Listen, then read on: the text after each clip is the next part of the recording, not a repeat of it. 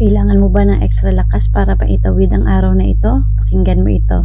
From Isaiah 33 verse 2, Lord, be gracious to us. We long for you. Be our strength every morning, our salvation in time of distress. Minsan pagkagising pa lang natin, pagod na tayo. Iniisip pa lang natin yung traffic, trabaho, o yung mga problemang kailangan nating harapin. Parang gusto na nating bumalik sa tulog. Pero ang sabi sa Isaiah 33 verse 2, may morning supply ng lakas si Lord para sa atin. Hindi niya tayo binibigyan ng lakas para sa buong buwan ng isang bagsakan. Binibigyan niya tayo ng strength every morning. Bakit?